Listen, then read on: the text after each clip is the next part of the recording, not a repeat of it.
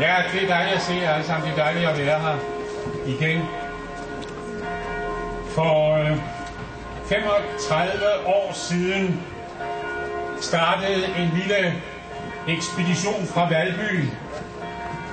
Valby, der ligger vest for København.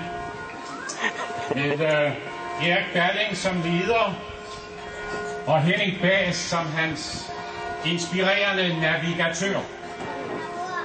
Målet for ekspeditionen var det nordligste Danmark, hvor den sindssyge Hitlers fæstningsværk fra 2. verdenskrig, der var bygget af føjelige danskere for vores egen penge, det skulle bruges som en spektakulær kulisse til en ny Olsen-bande-historie. Den tredje i rækken. Det blev en uforglemmelig udflugt, hvor vi for alvor fandt den tone og flyvehøjde, der skulle holde sig i det kommende årti, hvor Baas og Balling generøst en gang om året nedkom med den ene mere vanvittige og uimodståelige historie efter den anden. Det var en modningsproces, kunne man sige. Det var første gang, vi forlod Valby og begav os ud i den store verden. Benny for eksempel havde aldrig kendt andet end Frederiksholms Kanal og Sydhavnen, og han troede, da han vaklede rundt i klitterne med en bevidstløs kæld på trillebøren, at det var S-toget, han hørte i det fjerne. Det var havet. Vesterhavet. Det var perfekte omgivelser i et fantastisk miljø. Det betonbyggede fæstningsværk blev aldrig anvendt til det, man havde forestillet sig. Det sørgede Winston Churchill for.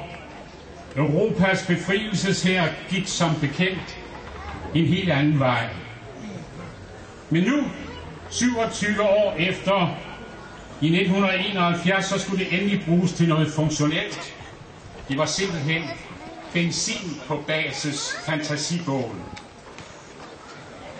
Han slap den slumrende kæmpegranat løs, som af sig selv, kun opdaget af Kjeld, begyndte sin halssprækkende færd på den stadig intakte køreledning frem til et forløsende, dramatisk klimaks. Han byggede et tog til os, en Baas, så vi kunne køre til Aggertange, en overdimensioneret kagedåse af et lille lokomotiv, der i modsætning til DSB kørte præcist, og når vi havde brug for det.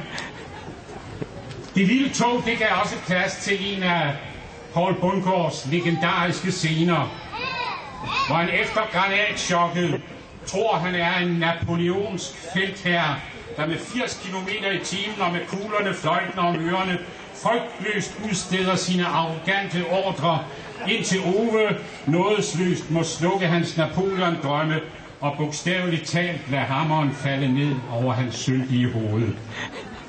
Det var tider.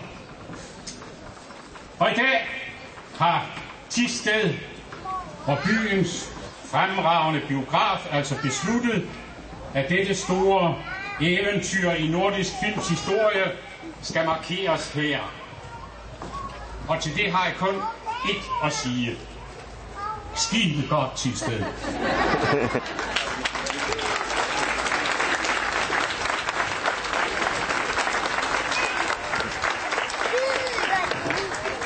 Når jeg nu om lidt trækker i snoren og afslører den kendte silhuet, som skal op og hænge på facaden på Thisted-biografen, så kan jeg forestille mig, at I alle sammen vil klappe igen. Og det skal I være så hjertelig velkommen til. Men jeg vil bede jer sammen med mig sende denne applaus ud i rummet som en hilsen i taknemmelighed og i beundring til Baas og Balling, Ove og Poul og Kirsten og Karl og Preben og alle de andre fra det fremragende filmhold, som ikke er her mere, men som er draget til de evige filmlocations. For uden dem, så havde jeg jo slet ikke fået lov til at stå her i dag.